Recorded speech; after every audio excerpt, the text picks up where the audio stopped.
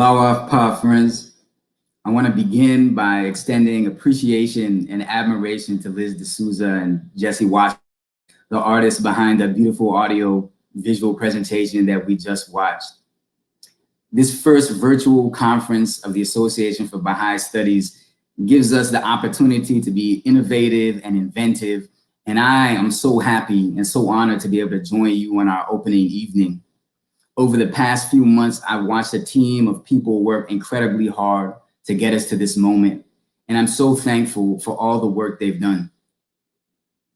Before sharing with you some of my own thoughts, I think it's necessary for me to say that the best of my own thoughts are not really my own.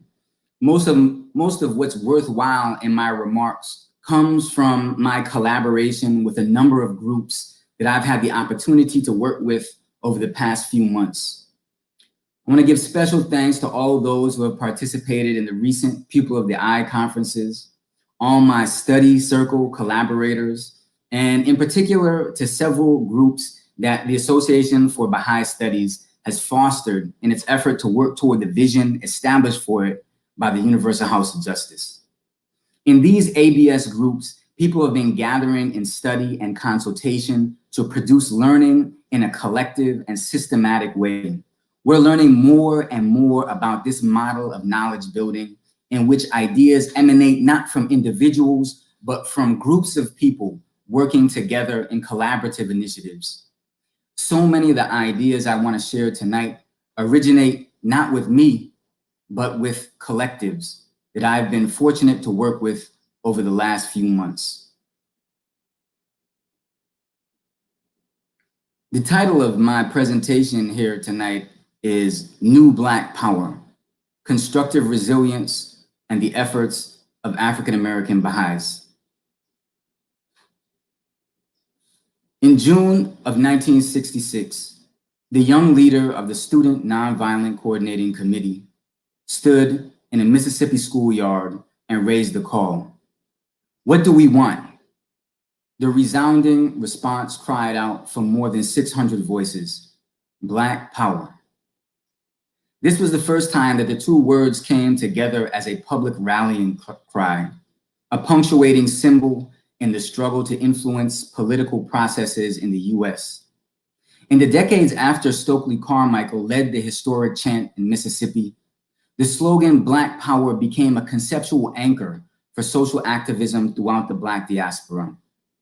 And although the assertion that Black Lives Matter has moved to the forefront of the activist lexicon in recent years, the idea of Black Power remains potent. Yet our conceptions of Black Power and how it stimulates social transformation are often limited. This is primarily because our conceptions of power itself are too limited. As the Universal House of Justice suggests, we frequently think of power as a finite entity, which is to be seized and jealously guarded. But power can also be conceived of in very different ways. Indeed, the Baha'i approach to social transformation compels us to expand our conceptions of power, Black power included. We may need to develop new images of power, and Black power especially, as we learn about how individuals, institutions, and communities can transform society and respond to social oppression, especially oppression that emerges from racism, a profound deviation from the standard of true morality. The Universal House of Justice has repeatedly advised Baha'is that they must guard themselves from becoming enmeshed in the conflicts of the society that surrounds them, or from falling into its adversarial methods. But how then do Baha'is respond to the choking oppressions that surround us? What is our method of approach? Time and again, the House of Justice has underscored the necessity of constructive action. Actions that weave patterns of individual and community life and build administrative structures that embody the principle of the oneness of humankind. These actions require power, unifying, loving power that welds together hearts. But advancing a constructive program wholly committed to the love and unity that will characterize a future divine civilization is difficult and painful because we are asked to do it in the present. That is to say, we must learn about how we can, in this moment, prefigure the world that we want to see in the future. Moreover, we must do this learning in the midst of a society that is continually producing and reconstituting forces of oppression, while also knowing that what awaits us is a long and thorny road beset with pitfalls. Thus, our constructive unifying work will require us to learn about resilience, about how we can move forward with our building after we have been knocked back, and about how we can get up and start building again after we have been knocked down. This resilience asks you to be joyous while the ugly face of despair grins at you. Bringing together the need to build the world we want to see and the fortitude to do so though forces of oppression beat us down, we get the concept of constructive resilience. To help us learn about this concept, the House of Justice has directed our gaze toward a number of examples. In the face of relentless oppression, the Baha'i community of Iran has been a potent model of constructive resilience. It has been forward-looking, dynamic, vibrant, and unwilling to submit to despair, surrender, resentment, and hate, all while seeking to transform Iranian society. The House of Justice also indicates that the same expression of constructive resilience can be appreciated in the efforts of American Bahá'ís, and especially African American Bahá'ís, who have labored for more than a century to transform American society by promoting race unity. To sustain their efforts, which exemplify constructive resilience, these African American friends have summoned a special kind of power, a radical power that glints through thick clouds of injustice and oppression. The warm glimmering of this radical force does not look like the conflictual power that mostly smothers our social order, locking competing groups in endless contests, locking away resources, and locking up human potential.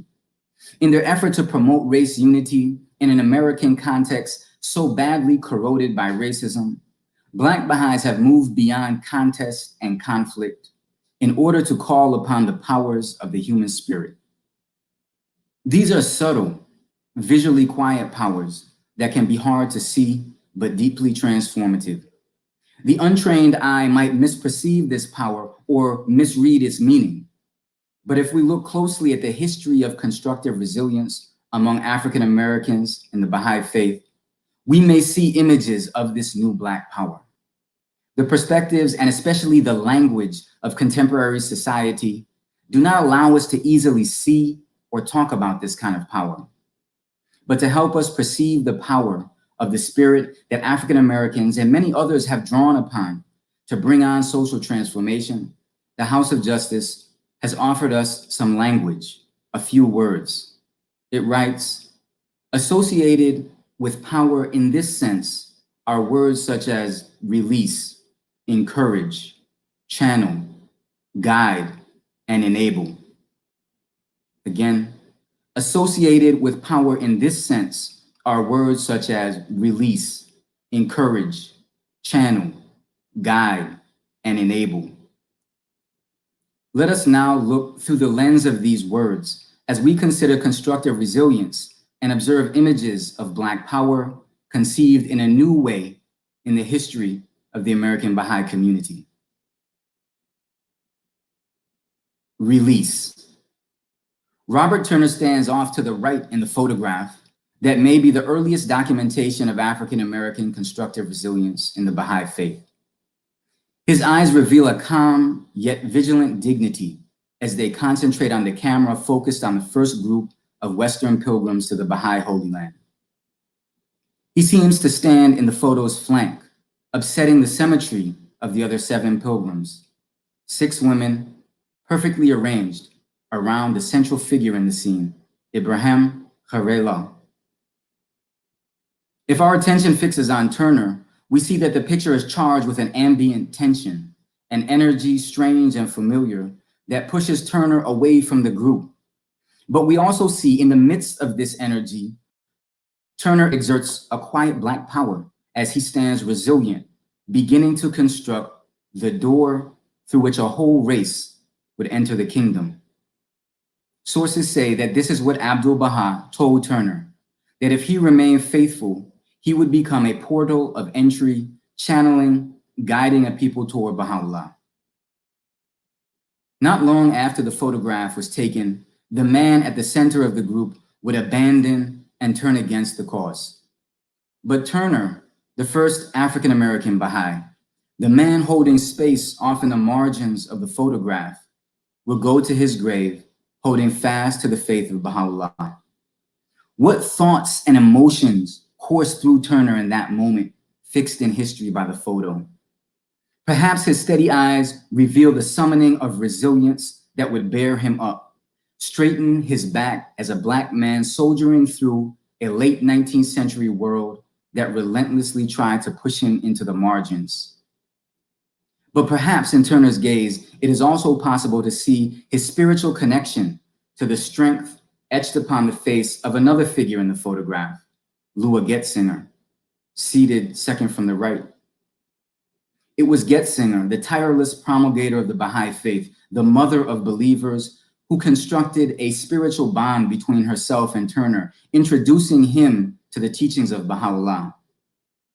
She must have been the first to tell Turner of the man they had traveled to the Holy Land to meet. Both Getzinger and Turner were sustained by Abdu'l-Baha's perfect embodiment of encouragement. Indeed, it was the magnetic power of the Master's legendary love that drew those pilgrims to the Mediterranean coasts of Palestine in 1898. Knowing only of his exalted station, Turner would not enter the room when he had his first opportunity to meet Abdu'l-Baha. He was employed as the butler of one of the other pilgrims and thought it best to wait outside the gathering place. But sensing his absence, Abdu'l-Baha stepped to the doorway and invited the working man to join the group.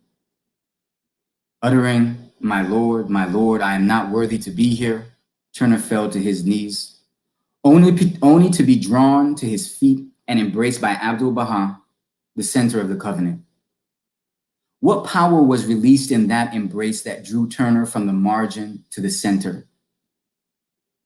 Perhaps Turner remembered that empowering moment as he readied himself for another photograph, one that he would later send to Abdu'l-Baha. Encourage. In it, Turner stands alone, his body and eyes angled away from the camera, looking off into our future, perhaps. There's a soft, beaming quality to the man in the image. He smiles with a beauty that is both quiet and irrepressible. When we remember that he was likely born enslaved somewhere in Virginia, sometime in the 1850s, we realize that in his pose, Turner is channeling a mighty African American tradition, a tradition of making a way out of no way. And if we consider it deeply, we further recognize that the tradition of resilience that shimmers through Turner's image was born of innumerable acts, gestures, and glances of encouragement shared between Black people bearing up in the midst of oppressive power. Turner was born to a world that low-rated the striking beauty and alternative power of the tradition that sustained him.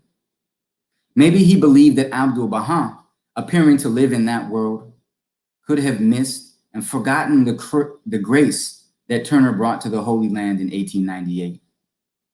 As he made arrangements to have his beaming photograph sent to Abdu'l-Baha, we can imagine that Turner was gripped by a double emotion.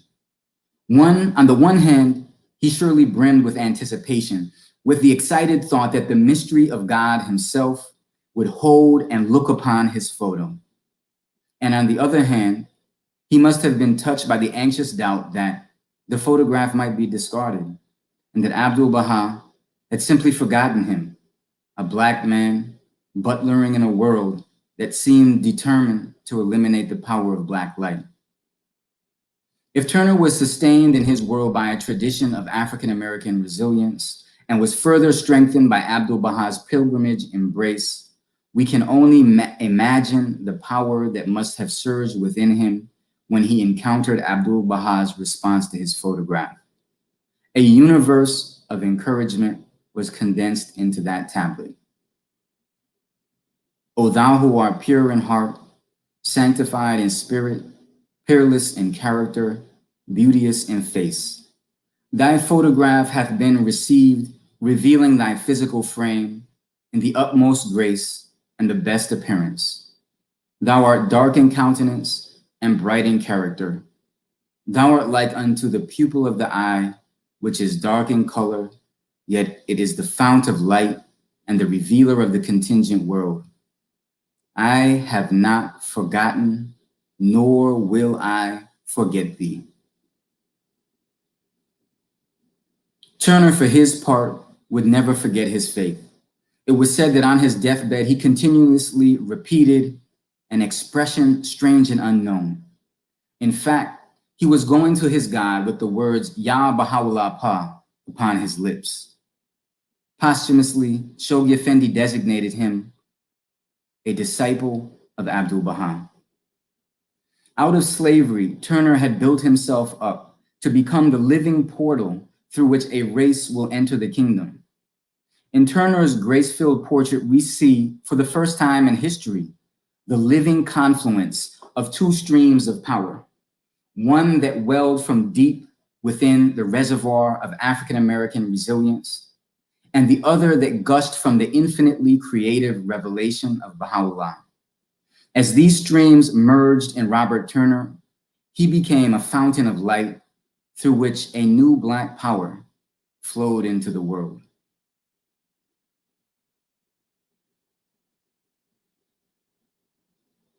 Channel. Sadie Oglesby sits calmly in the photo, her gaze streaming towards you, inescapable. The transparent lenses of her wired-rimmed glasses seem to amplify the sense of unwavering determination that rests in her eyes. Like Turner, she had visited the Holy Land and was empowered and transformed. Oglesby was a trained nurse, a champion of the faith in the city of Boston, and the first African-American woman to undertake a pilgrimage to the Baha'i Holy Land. In 1927, after spending some 20 days in Haifa and Akka, she would return to the United States and frankly assert, "We are not the same people we were before we went away." The photograph captures the resolve of the changed woman, years after her battery of conversations with Shoghi Effendi. As Oglesby recounts it, her historic pilgrimage was marked by repeated exchanges with the Guardian.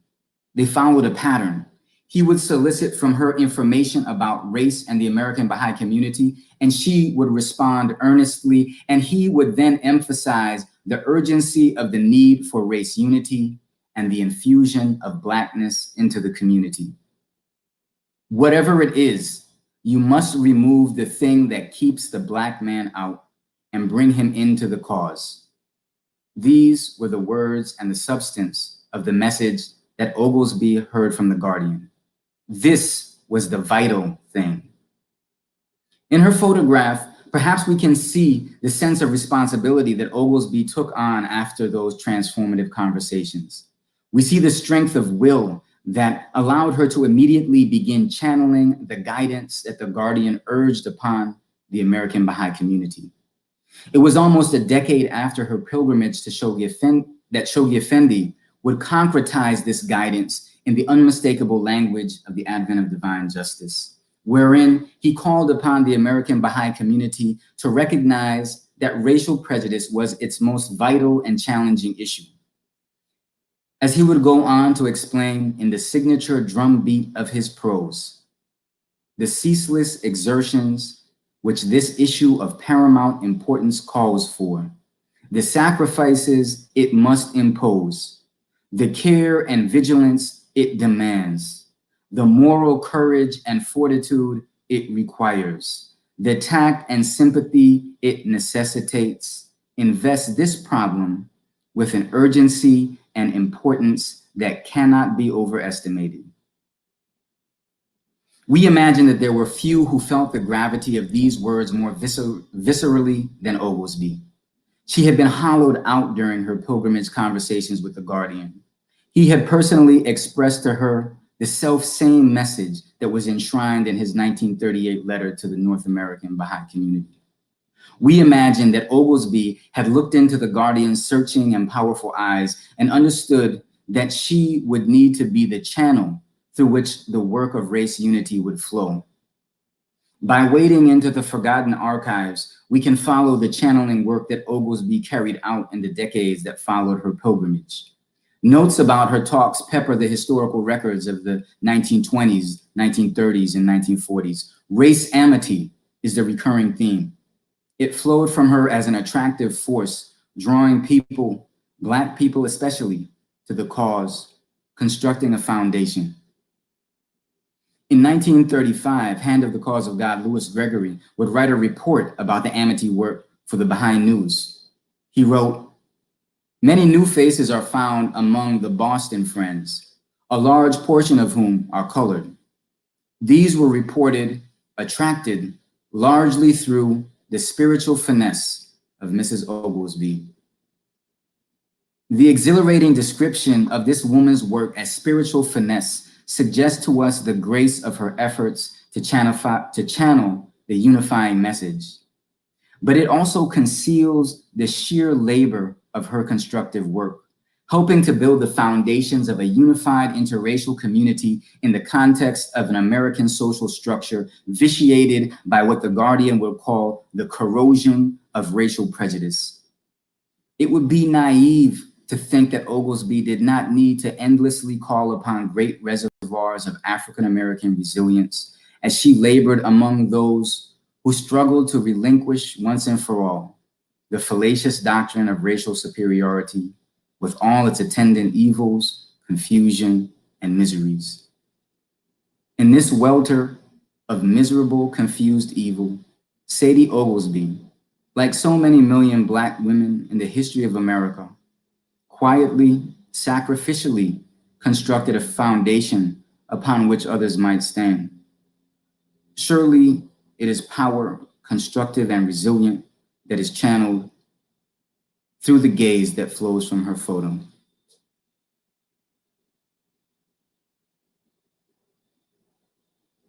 Guide. Credell Haley stands in the photograph tall beside her airplane. It is 1946 and the Illinois banks of the Mississippi River are nearby. Haley had not yet encountered the word that Oglesby was channeling on the East Coast of the United States. But moments before posing for her commemorative portrait, the young Black woman was guiding a single-engine aircraft through the skies above Jim Crow America, developing the powers that she would soon exercise in service of her faith. In the photograph, we see Haley just after completing her first solo flight. It had been difficult. Blown off course and running low on fuel, she made an emergency landing in an oat field and spent the night in a small farm town. But as Haley looks out from beneath the wing of the single-engine prop plane, we sense that she is undisturbed by whatever difficulties she may have encountered while riding her machine through the air. One foot forward, she seems ready for whatever is next. The spirit dwelling in the tall figure in the photograph must have already known the secrets of Black women's resilience. She was raised by an aunt and uncle in the white bread Midwest of America. During World War II, Haley had learned the mechanics of automobiles and airplanes while in the military, earning the rank of sergeant in the Women's Army Air Corps. Among African Americans of that era, folk wisdom taught that the Army ain't no place for a Black man. What then was the Army like for a Black woman in the middle of the 20th century? We can only imagine the powers that were summoned by Haley as she navigated her time in the service. We look again at the photograph and see an American military veteran who had been stationed throughout the country, studying its people as she also studied engines, machinery, and the subtle arts of resilience. Sometime after she posed next to the airplane, Haley would head west to California to study music. Here she would encounter the Baha'i faith and study again. internalizing the verities and the imperatives of her new faith, learning to channel the powers of the human spirit that would allow her to pilot others towards strength. By 1968, Fidel Haley's name was one of several dozen that appeared in a list published in the National Baha'i Review. That year, she was among a small group that set out from America to help in the construction of nascent Baha'i communities all over the planet. Haley left for what would become 3 decades of service as a pioneer in Venezuela. There was no hyperbole in the note that appeared before the list of pioneers that included Haley. It said, "The entire American community should be eternally grateful to these 47 courageous and dedicated fellow believers." She was among a precious handful of Baha'is, sacrificially advancing a global plan directed by the Universal House of Justice. When we look yet again at Haley beside her airplane and think of her departure for South America, the fearless independence of the woman in the photo seems still more remarkable. But in pioneering what Baha'u'llah calls the prince of all goodly deeds, fearless independence is only an apprentice's power. It would seem that the lofty station of the pioneer is truly achieved when the power of independence blends into the power of deep connection with others and the capacity to guide and nurture. Before leaving the United States, Haley had also demonstrated these connection-forming capacities by binding together the thousands who learned the words and melodies that she composed for the purpose of uniting hearts. As the 1960s roiled through America, twisting its culture into new shapes and shifting the tones of its discourse, the airplane pilot and musician conceived a body of music that was deceptively simple and direct, always returning to the ideas captured in the refrains of 2 of her most well-beloved songs, Love, Love, Love, and Baha'u'llah.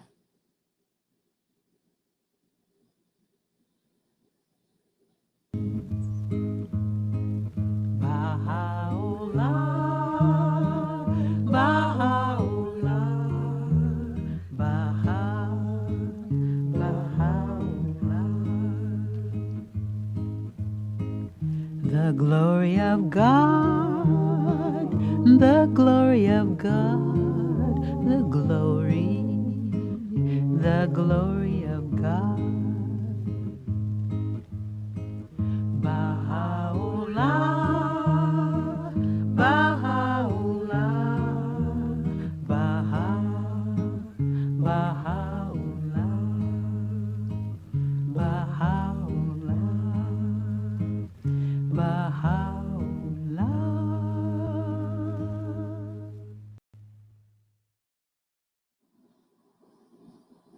That was all. These songs were like small temples within which groups of people would gather in harmony. The songs became staples in the musical repertoire of Baha'i communities in the US and throughout the world. Thousands upon thousands of hearts were led toward spiritual perception while sheltered within the melodic architecture that Haley constructed around her themes.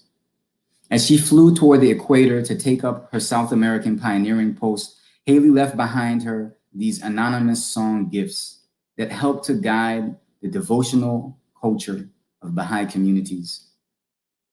Haley's musical gifts sound as though they spring from a transcendently pure heart. For example, in the airy simplicity of her song, What Mankind Has to Learn, we hear the earnest wish for racial union delivered with the lightest of touch. There is only one race of man upon the earth, but man did divide it, and so there's a black race, a white race. What mankind has to learn is that there is only one race to know. The lilting melody within which Haley clothed her lyrics make it possible to forget that these words address the corrosion of racial prejudice and the evils associated with the fallacious doctrine of racial superiority, a profound deviation from the standard of true morality. Indeed, it seems that Haley had somehow transcended the strife and the struggle of America's most vital and challenging issue, even as her lyrics evoke it. But if Haley somehow flew just above the rancor of race, guiding others by her example of transcendence, we cannot forget that transcendence is the afterlight of resilience. The young Black woman photographed beside her airplane just after descending from the skies above, surely she knew all about resilience. Enable. The group is made up of mostly younger men. Each one channels into the camera his own personality, his own spirit and power. The photograph, taken just about 10 years ago, captures just one small cadre of the hundreds of men who contributed to the Baha'i Black Men's Gathering during its 25-year history. In 1987, the year of the first BMG, America was descending into its misbegotten war on drugs. The rates of incarceration for Black men were in precipitous ascent, and violence raged in the urban neighborhoods where millions of African Americans had been sequestered and virtually abandoned by their countrymen. Many decades earlier, but not long after he had embraced and encouraged Robert Turner, Abdu'l-Baha had warned that only a revolutionary change in the concept and attitude of the average white American toward his Negro fellow citizen could avert a fate in which the streets of American cities would run with blood. By the 1980s, the change had not come, and in American cities, streets were beginning to absorb the blood of thousands of young Black men. As the 20th century drew to a close, tens of thousands of us were dying violently each year. This bloodshed provoked a range of responses. The state responded by building prison cages at an unprecedented clip. The national imagination built up its narratives that had already vilified Blackness. And African Americans of the hip-hop generation raised up a defensive counterculture that tried to improve society by fighting its evils. Indeed, Public Enemy's Fight the Power was one of our anthems. But in the midst of all this, one Baha'i engaged the moment with an alternative, with an individual initiative. He started to construct a network of relationships between Black men that would enable them to foster the power of resilience and contribute to the advancement of the cause of God. Each of the souls in the photograph had at some time or another been embraced and encouraged by William Billy Roberts, the catalytic father of the BMG. His spirit seemed to channel both the seriousness of Black power anthems by Public Enemy and the spiritual substance of songs by Creedell Haley.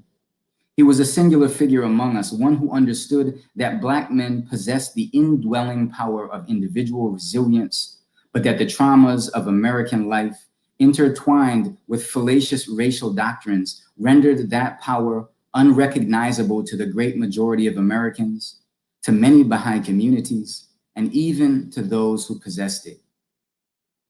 Described by the Universal House of Justice as a capable facilitator, Roberts also knew that individualized Black resilience might sustain a single soul, but that the fusion of individuals into a loving, service-oriented collective would release an unknown power.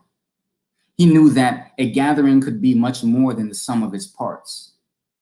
By creating the conditions that would enable Black men to collectively amplify their powers of resilience and service, that required spiritual finesse. Because of the slow healing wounds of history and the encircling dangers of living while Black, many of the BMG brothers coming together for only 10 days each year were layered in the defensive clay of suspicion and posturing. A touch of moisture was needed to dissolve the hardness, the aloofness, the furrowed brows that were the protective but hindering shields that we brought in from our battles with a perverse world. It was primarily the moistening power of prayer that loosened and then dissolved the clay. These were rousing collectivist prayers that channeled together the divine word and the Black experience of modernity. Voices both golden and gravel contributed to a brand new style of praise song that seemed to be communally and spontaneously devised in sessions that could stretch for hours. The call and response structures of Black worship bound hearts. The drums taught beneath tablets that were recited in numerous languages, and new powers were released within and between the gathered men. When we look again at the photograph of the brothers, we feel the soft flow of energy that streams between them. The image, slightly unfocused, captures us after long days of shared prayer. In the early days of the gathering, there may have been perplexity among Baha'is who felt left out of the exceptional assemblage made up exclusively of Black men. Was this arrangement admissible in a faith that pivoted on the belief in the oneness of humanity? What were these men doing in their gathering? What grievances were they sharing? It seems that these questions were put to rest in two ways, the one connected to the other. Most significantly, the House of Justice, acknowledging the uncommon circumstances facing Black men in America, lent its support to the gathering, deeming it a necessary bulwark for healing and empowerment. And in a reciprocal process to the sanctioning protection offered by the Supreme Body, the gathering demonstrated itself to be a powerful generator of constructive agency. In the diverse collection of figures in the photo, we see just a few of the agents who contributed to the long record of service that would unfurl from the gathering. The style of spiritual communion that grew there was transplanted into dozens of localities, substantially invigorating the devotional culture of not just the American Baha'i community, but of communities throughout the world. From the gathering, travel teachers undertook journeys to various corners of the African diaspora and elsewhere. It sent off pioneers to various posts on the home front and abroad. And increasing numbers of brothers from the gathering began serving on administrative institutions. As it turned out, grievance had no role in the gathering. Service was the watchword, and held in the highest regard was service along those paths illuminated by the encouraging Universal House of Justice. We look again at the photograph and see that many of the figures are just slightly off balance. They lean on one another, but perhaps they're also leaning into service. The photo freezes us on the last day of the gathering in 2009. With our hearts softened, but our wills steeled, we're preparing for a return to the field, preparing to make good on the personal vows we'd made to carry out the plans of the House of Justice, which we poured over hour after hour. As one of the brothers once said, there's a pledge, there's a promise, not something you broadcast to everybody, but you have this desire to serve and not to squander the unique opportunity you've had. To be in that place at that time and to receive those kinds of blessings and to go back home and not get into the field of service, well, that would just be a mockery of the gathering. During those days of fellowship and study, we tried our best, each in accord with his own capacity, to internalize the marching orders that we received in the plans. In 2011, when the gathering was addressed by the House of Justice for the last time, we knew that the true upliftment of Black people and the justice and unity which we long to experience was yet a far way off. But we also knew that we had the means that would enable us to bring on the social and spiritual change we prayed for. Bidding us to advance into the field and to conquer the hearts, the House of Justice, source of all good, free from all error, left us with a simple but profound statement about how we might enable Black power. It said, the Institute process is the primary vehicle by which you can transform and empower your people. Indeed, all the peoples of your nation. With a final searching look at the gathering photograph, we see that one of us holds a white rose. an offering to be left at the gravesite of a champion of service, a Black man who was the embodiment of power, whose very life was the expression of constructive resilience, born of great love for Baha'u'llah. Just behind the brothers assembled for the photograph is the resting place of Hand of the Cause of God, Louis Gregory, and his wife, Louisa. Led by Roberts, we would process to that holy site on the final day of our gatherings at Greenacre Baha'i School. In the early 20th century, Gregory and his wife and their comrade Sadie Oglesby led numerous race amity conventions at Greenacre. Our annual BMGs at that school and our culminating processions to Gregory's gravesite were affirmations of our debts and our connections to a history and tradition of constructive resilience animated by Black power. Perhaps an appreciation of the images drawn together here is amplified by several ideas about the power that animates constructive resilience. This power is not specifically Black, of course. At the heart of the constructive resilience is the power of the human spirit, which has no gender, race, ethnicity, or class. If we must visualize this power as a substance, it is translucent like water, taking on momentarily the color and the shape of the vessel through which it is channeled. It is essential to recognize that this power does not contend or compete with any other power, Black or otherwise. This power is infinite. It can never be accumulated, corralled, or stored up. It can only be released. As it is released and channeled, it unifies and bonds. Perhaps most importantly, when this power filters through the divine word, it is transformative. The terrible facts of modern history have compelled people of African descent to develop cultures that are ingeniously constructive, necessarily resilient, and filled with power that is associated with words like release, encourage, channel, guide, and enable.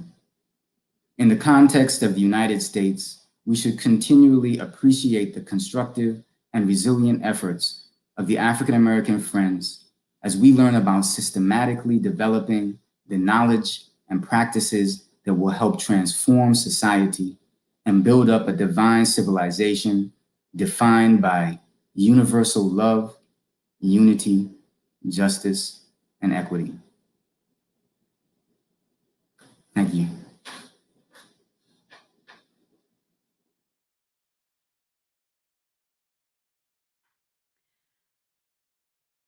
Friends, and this is just the beginning of the conference. I want to share some words of gratitude to Mr. Kenneth Bowers for joining us and for so beautifully framing the beginning of this conference and the significance of this work. And of course, to Derik Smith for helping us understand the concept of resilience, constructive resilience, in all its complexity, depth, and beauty, for shining a light on such exemplary personalities in the history of our faith, from whom we can all derive inspiration, and for sharing with us concepts that we can all strive to put into action in our quest for racial equality, justice, and the transformation of society. Thank you to all of you for joining us this evening for the beginning of the conference, for this keynote moment, and we look forward to your active participation and your engagement and your contributions in the duration of the next 2 weeks. Thank you again for joining us.